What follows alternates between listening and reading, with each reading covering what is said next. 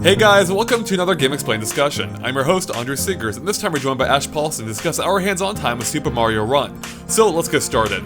Alright Ash, so yesterday I think, we had a quick discussion about our early impressions of Super Mario Run, and since then, we've actually both been able to go hands-on with the game. Yesterday you stopped at the Apple Store, and I did so today, and I think we both played the demo a few times probably.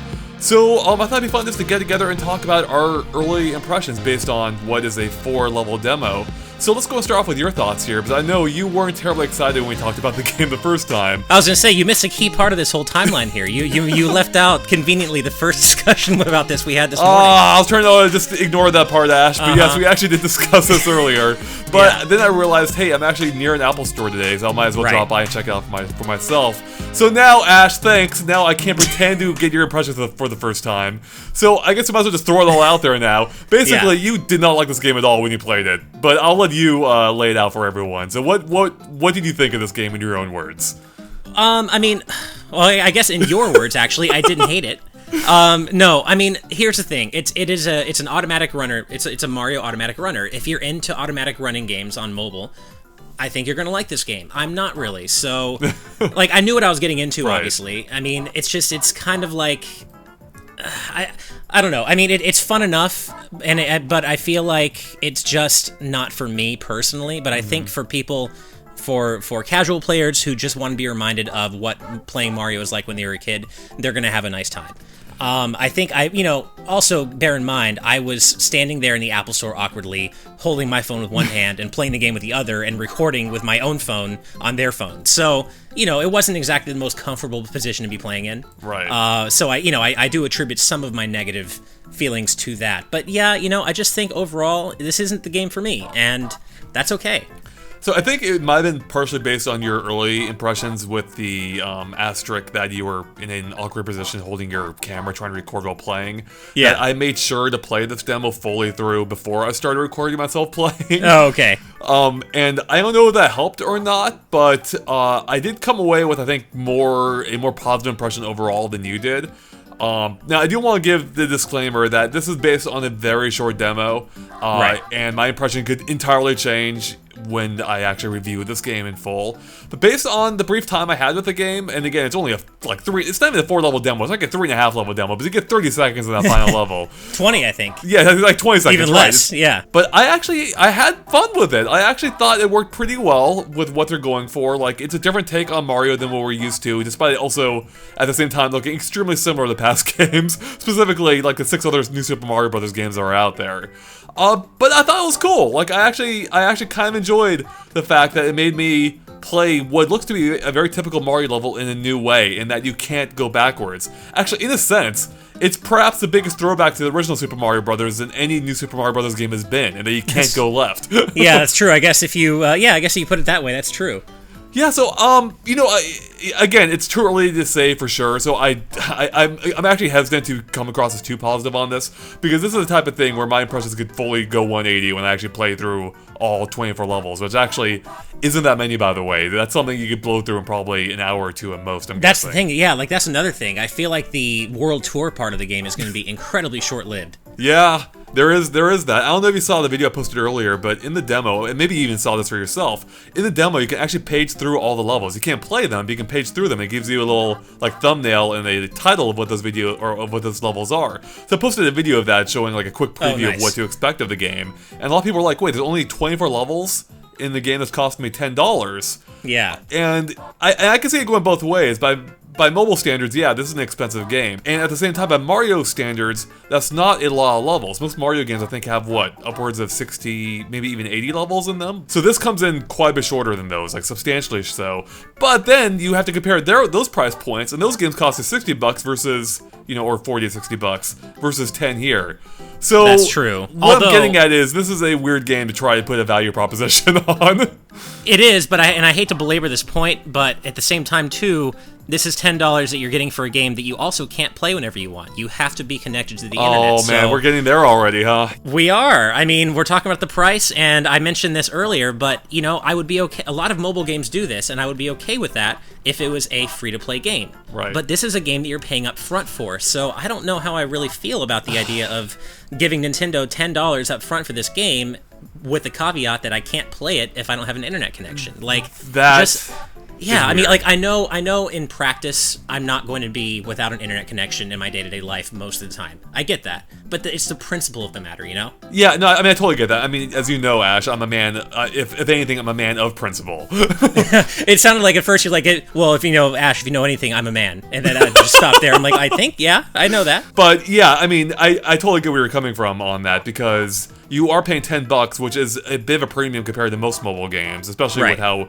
we've been conditioned to, to a lot of games that are free, although granted, a lot of them hinge on being, pay to play, or being very heavy on the pay to play aspect. Sure. So not being able to play this game anywhere is weird, especially with it being a Mario game, particularly when most of this game doesn't inherently need a connection. Most of this game is single-player focused. Sure, there are a few online ties in there, like comparing your score to others, but for the most part, this is a game that you shouldn't need to be online for. So yeah, I agree, it's weird, and even if, in general standards, we'll probably be connected most of the time. Really, in most cases, the only usage case scenarios I can think of for me personally where I wouldn't have an online connection perpetually would be maybe when I'm riding on a train, which even that has pretty good connection most of the time, or on a plane, which also I can't imagine me wanting to play this game for more than 20 minutes at a time, maybe. I don't know, maybe I will. Maybe I'll 20, follow wow. this game, I was yeah. going to say like 5, but wow, okay. Well, I guess, this being a Mario game, Ash, control is a huge part of it. What did you think of how it actually played? Because this plays very differently than how most Mario games typically are, unless you're one of those people who just holds right constantly. Right. I mean, it definitely makes it challenges you to think about how you play a Mario level. Like it really makes you think differently about how you're going to get through the level, which I do agree with you. It does kind of turn the whole gameplay concept of Mario on its head, because you're always running right, and you have to account for that. Right. On the other hand, I feel like there was and this may just be anecdotal, but I feel like there was a certain sluggishness to the way Mario jumps. Like, I felt like not all of my taps are registering, and I can't imagine that's actually true, because this is Nintendo we're talking about here. But at the same time, I just kind of felt like, I totally get that this is hands-off, you're not supposed to have full control over Mario, that's fine, this is the kind of game that is, but I just felt like actually just tapping the screen and jumping didn't always feel as precise and as quick as I wanted it to. What do you like? How did you feel about that? Well, okay, so again, since we had discussed this before when it was just you who had played, I went in paying attention to that. So before I get to my impressions, let me ask you this. When you were playing, were you looking at the screen itself, or were you looking at it through your own camera screen when you were trying to record it? The screen itself. Okay, all right, well, that's good, because I had trouble getting the camera in the place where or the phone in the place where I was able to watch the screen itself. So I was actually watching myself play the game through the screen. Well, I should say I did both, because now that I think about it, I think the first time I recorded, I think I was watching through my own screen, which would account for a bit of a delay. Right. But then I was going to say earlier, after I was done recording, I actually sat down and just played 1-1 and 1-2 again, just with a little more comfortably. Okay. And I still kind of got that sense of just slightly delayed jumping, I guess. If you tried that, then I can't discount that. For me, I found it pretty responsive, I'd say. I mean, I didn't notice any lag or anything with it. So I didn't really have any. I can't speak to those same issues. Although I do think there is that inherent touchscreen barrier, if you will. Sure. We're so used to playing Mario with physical buttons, where you have that instant, solid feedback.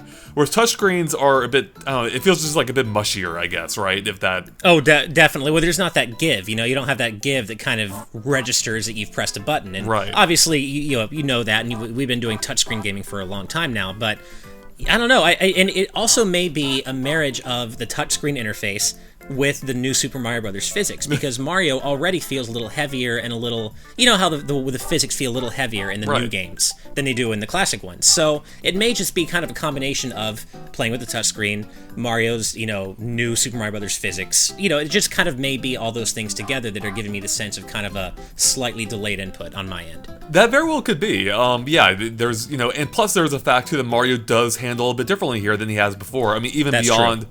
The fact he's running constantly to the right. With how he flips over enemies and how you can then jump off those enemies as you're flipping over them, which Mario does automatically. He automatically flips over enemies, at which point you can then manually activate the jump. Or to specify short enemies like Goombas. He won't automatically top over a Koopa Troopa, I don't think.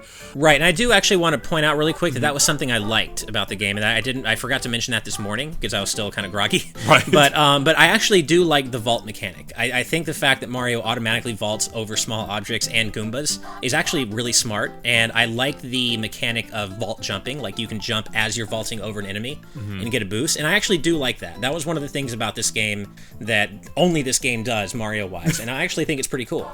Yeah, I agree. Like, it was kind of neat. It made Mario feel a little bit more athletic or more of a gymnast than he typically does.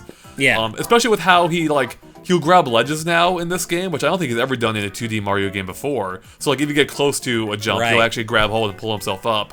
Yeah, he just feels like a little bit more agile than he typically has. And I thought it worked well for what this game is going for, which is a overall simplified take on Mario.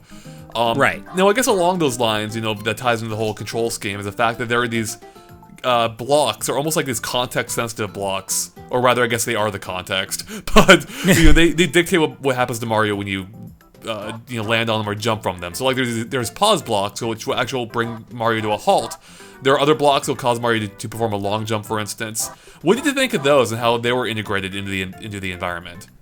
I like them, actually. I don't know if I'd like the pause blocks. I get why they're there, and I don't really have a problem with them, but I do actively like the long jump blocks. Like, I really like the momentum those provide, and I wouldn't mind seeing them return in a traditional Mario game, like one with traditional controls. I think if you're just running and manually and you hit these blocks and they give you a long jump, I think that'd be a pretty cool mechanic to see in a regular Mario game. So I actually did really like the long jump blocks.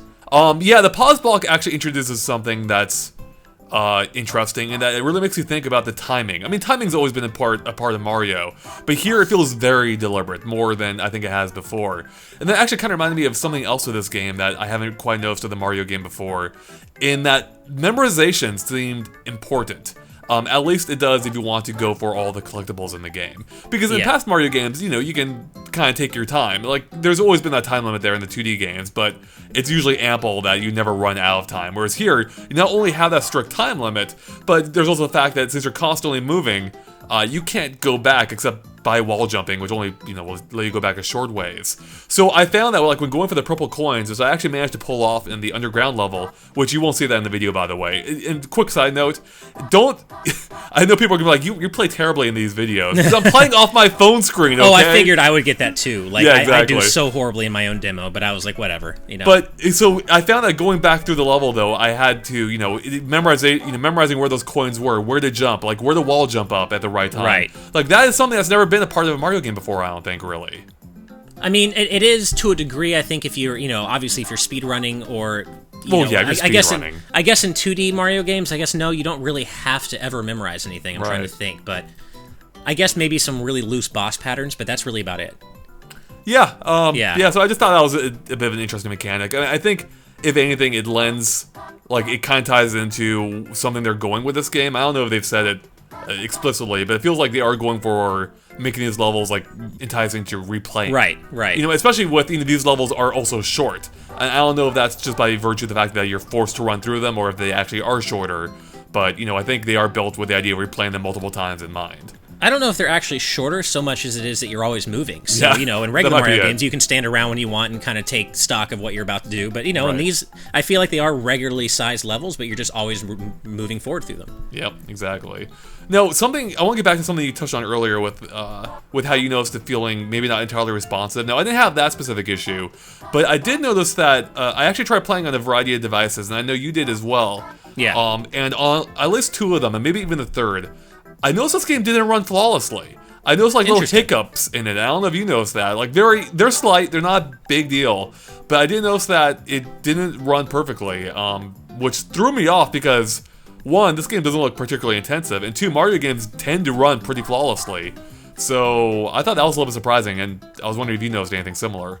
No, I mean, and you can even see in the video, that I sent over. I was playing on an iPhone SE, which is essentially, I think, an iPhone 4S or 4 with better insides.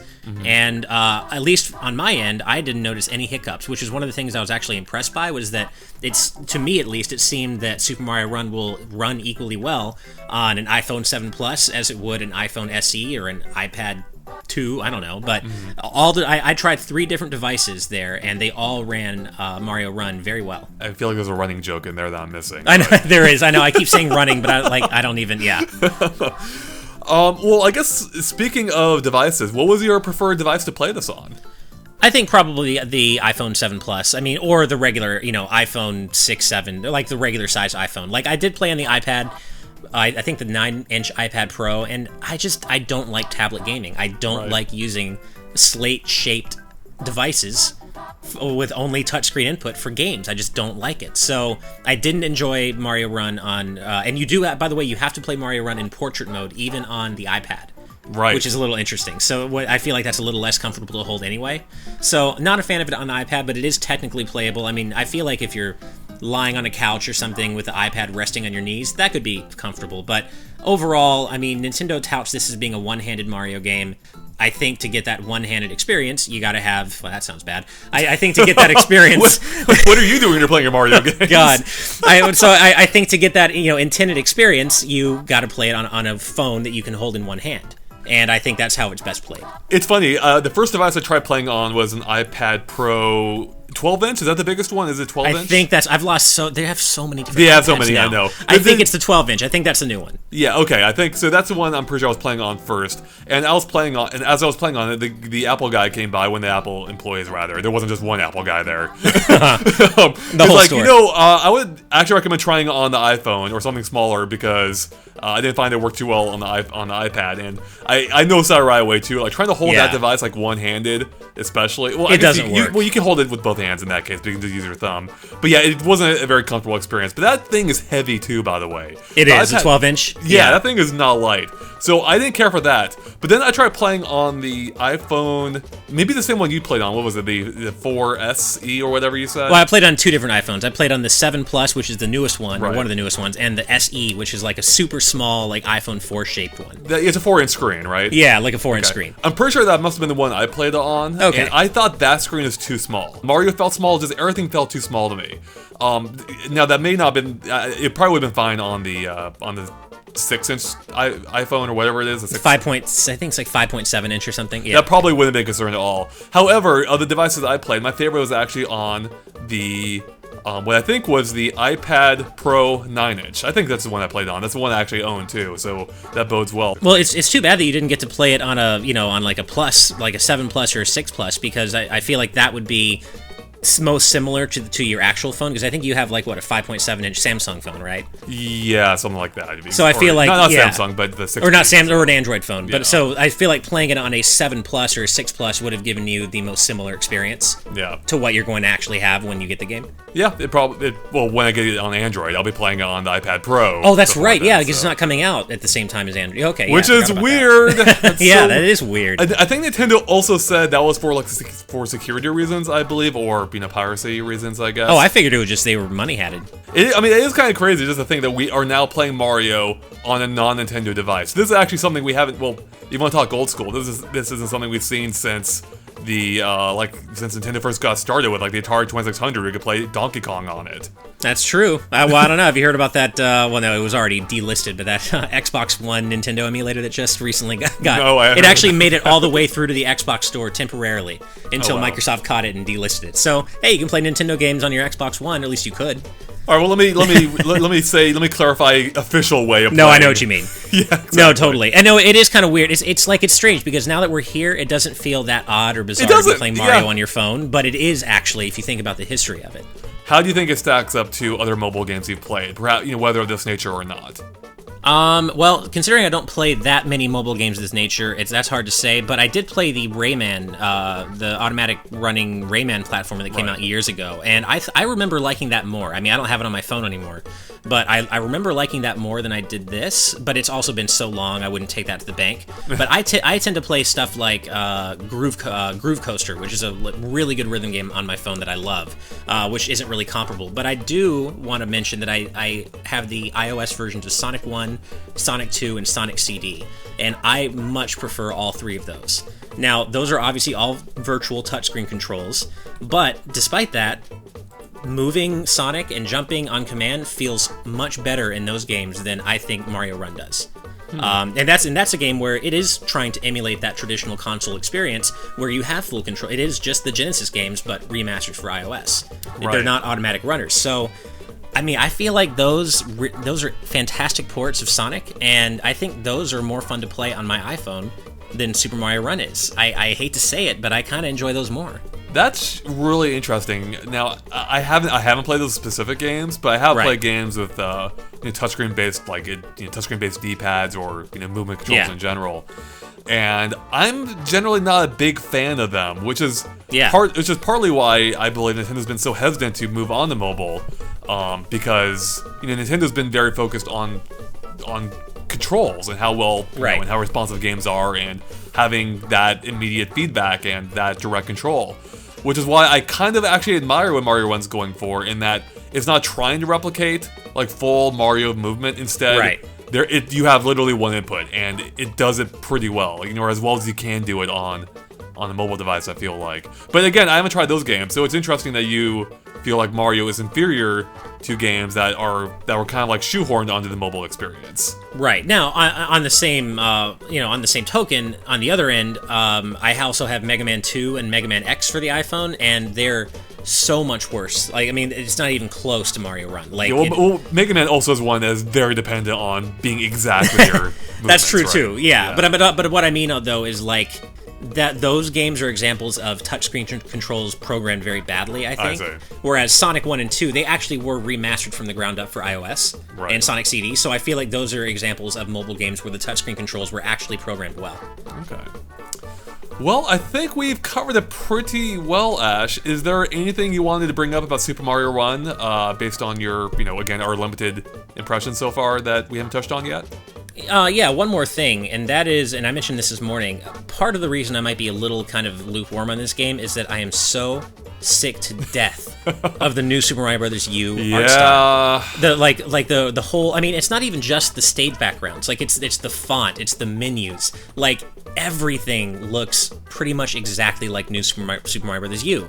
And in general, I'm just sick of that series. Like, if I have to see that grassy plain background with the slanted rocky mountains one more time, I'm gonna scream. Like, can we not get just some new look for 2D Mario? Any new look? I'm so tired of it. I can't disagree with that. I mean, I've voiced that exact same concern multiple times. I literally, in my review of New Super Mario Bros. U, I literally called the art style soulless. And I mean, I gave it like a backhanded compliment. I'm like, soullessness has never looked so good.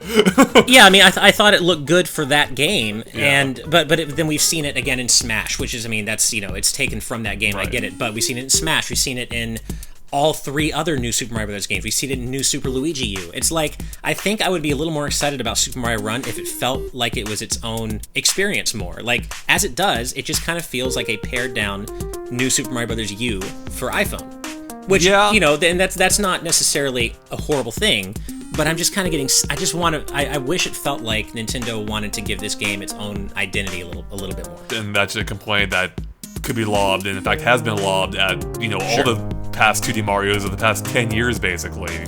Yeah, but I mean, to their credit, those games are part of the new series. Like, if it has new on it, you can probably assume. Isn't this one too, and all, but, well, I guess it isn't. It does play like a I think this should be called New Super Mario Bros. I, but I digress. I just think that they need to go into a new direction with 2D Mario, at least visually, and just And I think I'd be a little more excited about this game if it wasn't yet another copy-paste of the graphics and assets from New Super Mario Bros. U. You know, either way, I'm probably going to end up buying it because, you know, we're going to end up talking about it and, you know, playing it. But if it was just, if I wasn't going to do it for us and for the channel, I don't know if I'd go out and spend $10 on this. It just doesn't seem like the kind of game I would normally play. But again, you're talking to someone, I can't stress this enough, you're talking to someone who would rather just bring out his 3DS and play Pokemon Moon instead of play a smartphone game. So, you know, you're talking to an enthusiast gamer here, not a casual. So I feel like my opinions here, while they matter, you know, you're not talking to somebody who just wants to play Mario on their phone. And in which case, that's great. That is a good point. I mean, this is presumably hitting a demographic Nintendo hasn't hit since maybe the Wii and the DS era. So it's going where all those gamers who played those systems went. So I'm very interested to see like what exactly happens here, and I actually pretty much know what to expect. This game is going to do gangbusters. It's going to do so well. It's going to sell incredibly well. So I'm really curious to see what my ultimate verdict ends up being. But I can see myself going either way. Sure. I've had fun with what I've had so far, but it also might be the type of game where once I get past that initial novelty, like there's not much else there. So yeah, I'm curious to see what your final thoughts are going to be on it. Anyways, I think that about wraps up for us here, guys. So thanks for watching. If you liked our discussion, make sure to like and follow us on Facebook and Twitter at GameXplain. You can find links to them in the description below. As you go, we keep up to date on everything we post. And of course, stay tuned to GameXplain for more on Super Mario Run and other things gaming as well. Catch you later. Bye.